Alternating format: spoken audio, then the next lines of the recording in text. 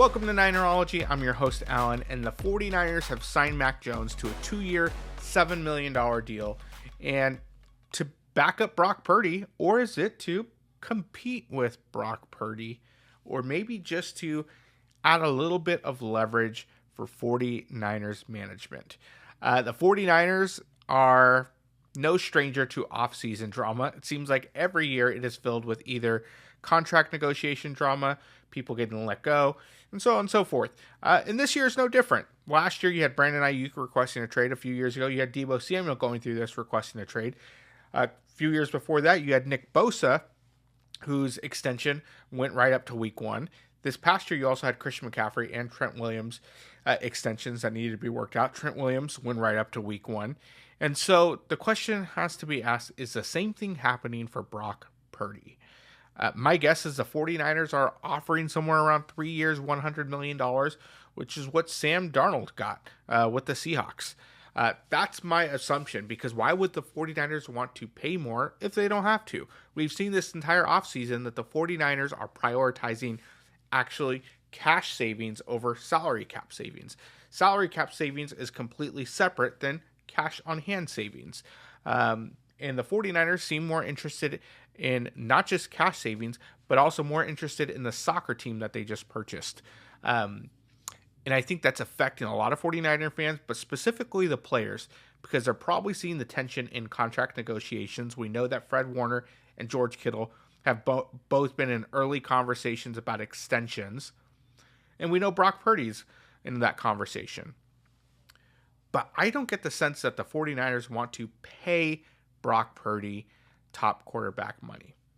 And I think this signing of Mac Jones says that. Why? Because this is the same Mac Jones that was in conversation 4 years ago when Trey Lance was drafted by the 49ers. The same Trey Lance that the 49ers traded 3 first-round picks to move up to number 3 to take him, which a lot of teams, a lot of people around the league thought that trade-up was actually to secure Mac Jones. A lot of people believe that it was Kyle Shanahan that wanted Mac Jones, but who was overruled by Brian Griese and John Lynch.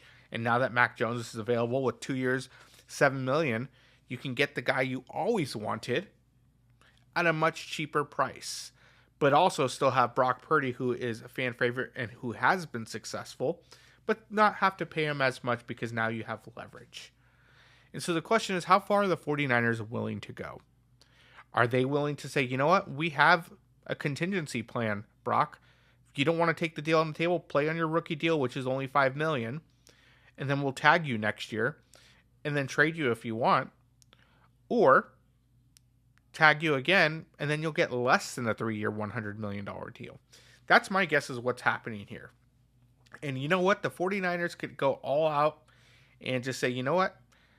We'll just trade Brock Purdy right now because he doesn't have any, yes, he probably had higher value last offseason, but this offseason, he still has great value. They might even say, we'll trade Brock Purdy and go pick up a Kirk Cousins to be quarterback 1 because he's still on the market, and then have Mac Jones here as quarterback 2 to learn the system and then start him the following year, because Mac Jones is 26, Brock Purdy's 25, so age isn't an issue. We know that last year, or Mac Jones' rookie year, was better than Brock Purdy's year this year. In fact, let's take a look at the stats. Brock Purdy this past year, 20 touchdowns, 12 interceptions, 96 QB rating with a 65 completion percentage. You look at Mac Jones' rookie year, 22 touchdowns, 13 interceptions, 92.5 rating, so a little less there. Completion percentage, 67.6, so a higher completion percentage his rookie year. That's the same year he made the Pro Bowl. Now, he hasn't played up to that standard since, but we all know the ego that Kyle Shanahan has, where he believes he is the quarterback whisperer and can get the most. It's what he did with Matt Ryan. It's what he did with RG3 his rookie year. It's what he did with Brock Purdy. We just saw him do it over and over and over again. We saw him do it with Kirk Cousins, and he's probably thinking, you know what, I could do the same thing with Mac Jones at a much cheaper price, make ownership happy, but also retool and rebuild much quicker because we don't have to pay somebody right away. Now, will Brock Purdy cave? I don't know. I think if the 49ers decide to let Brock Purdy walk, you might have a mutiny. If they decide to trade Brock Purdy, you might have a mutiny.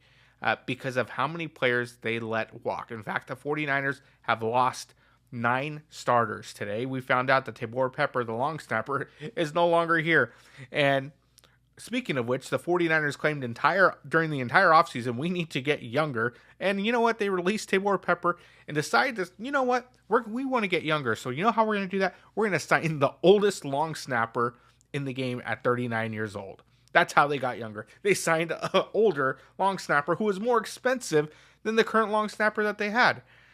This 49ers offseason is absolutely atrocious, but this Mac Jones signing is probably the one bright spot because you have a clear-cut, formidable quarterback 2 whose biggest upside is a quarterback 1. We saw him play well during his rookie season, but seemed to regress from there. Is that coaching? Is that because he didn't have the players around him? We knew the Patriots weren't that great, and so last year he played for the Jags, and the Jags are the laughing stock of the NFL. And so does putting Mac Jones in the 49ers, does that put him in a different tier and give him an option to rejuvenate his career? We saw what happened with Sam Darnold. Where did he start his career? And where is he now? Getting 3 years, $100 million. How well he did under good coaching. Could Mac Jones have the same effect? Who knows? All I know is the 49ers are absolutely using this as leverage against Brock Purdy. And we'll see what tomorrow holds in the rest of the offseason. Because if there's one guarantee, is that the 49ers are not averse to offseason drama. They thrive on it. And I think that's what Jed York loves. Jed York loves offseason drama. Why? Because he wants to be the modern day Jerry Jones, where if you're talking about the 49ers, any news is good news because that means people are talking about you, which drives up the value of the organization. And if anything that the Yorks care about is cash in their pockets, not product on the field. And I think until things change, you're going to continue having off-season drama year after year after year. I want to ask Jed York. Let's ask John Lynch. How many organizations that have won a Super Bowl recently have the type of off-season drama that you have when it comes to contract negotiations? Do the Chiefs have that? Do the Eagles have that? Do the Rams have that? No, you don't see that. Why?